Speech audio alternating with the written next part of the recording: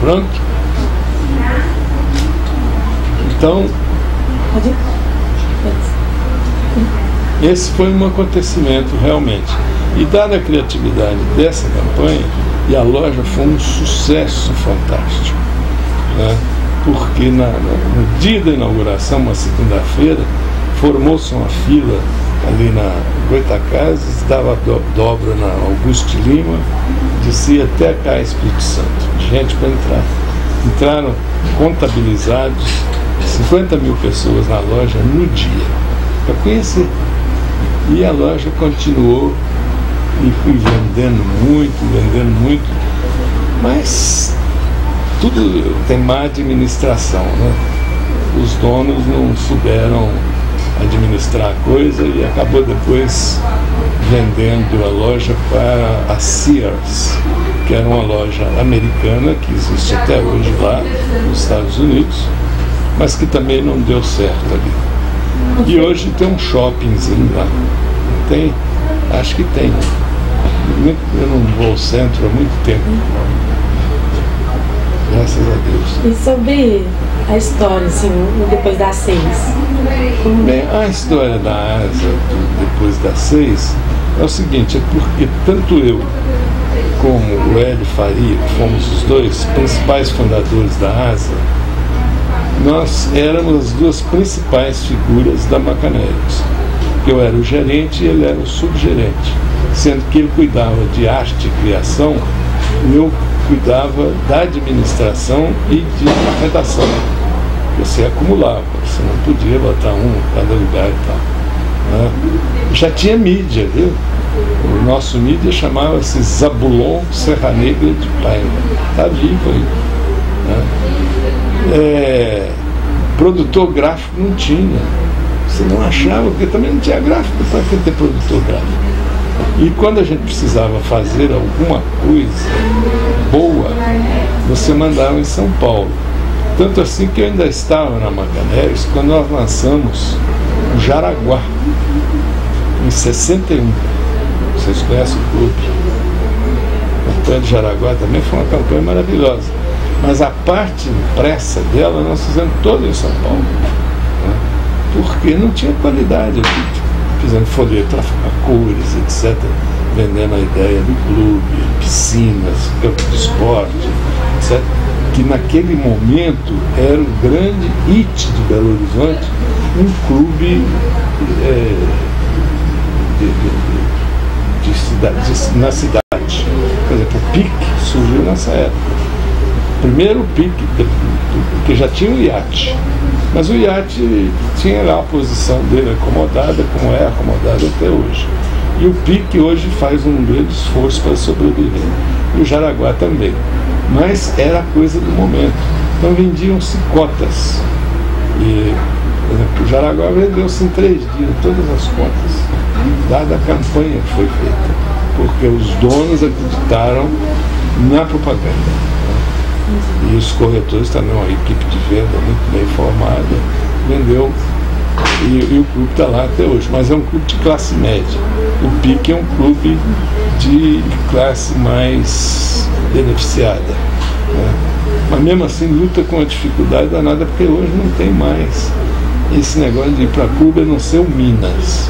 O Minas é uma outra história, porque ele é muito bem administrado e ele tem um calendário permanente para todas as idades.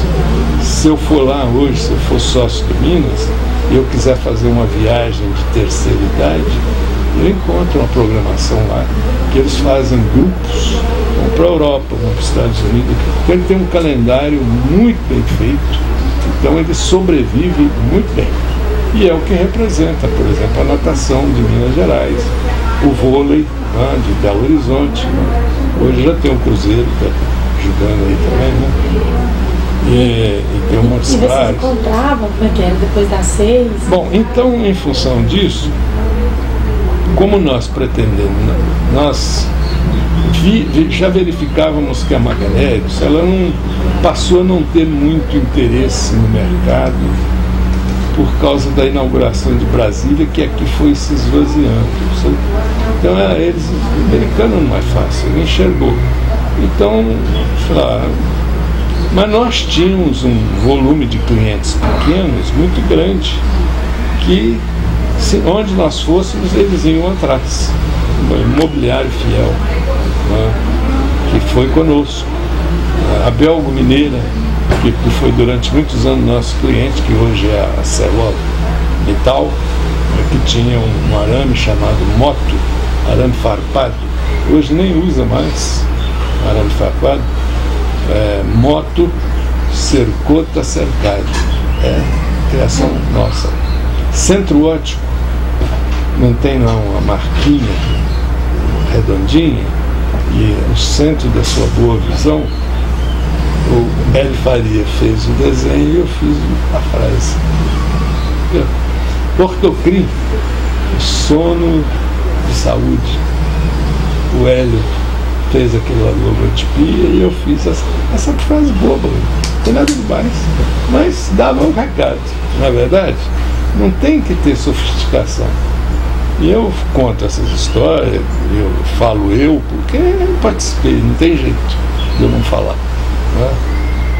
E vocês estão pedindo a mim para contar uma história. Então, com essa perspectiva de que nós poderíamos ter clientes aqui, o Macan não está muito interessado, hein? Então nós resolvemos fazer uma agência e pedir demissão da Macan. Então fomos a São Paulo pedir demissão e já prometendo a alguns clientes daqui a um mês começar a trabalhar para eles.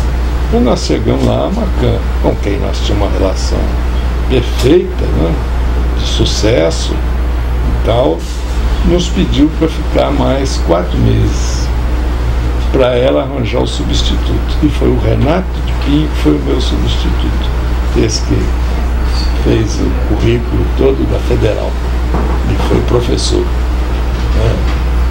E nós ficamos na mão, porque nós esperávamos poder trabalhar imediatamente, né? Ou então eles até dizeram assim, não, vocês podem ir, que nós temos outro e tal. Mas não, eles pediram para nós ficarmos 4 meses, você não podia pagar. A relacionamento era tão forte, né, patrão e empregado, que nós não podíamos deixar. Então, o que nós fizemos? Nós, para resolver o problema daqueles clientes pequenos, nós alugamos uma sala na Avenida Amazonas, acho que 511, ali antes do Cine Brasil, e lá nós fizemos um escritório.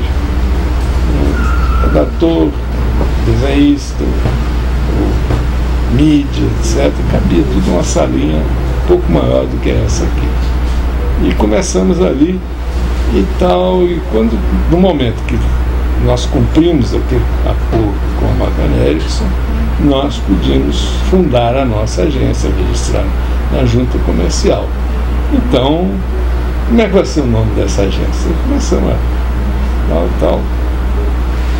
Asa porque é criação, é aeronáutica, é não sei o quê. Não.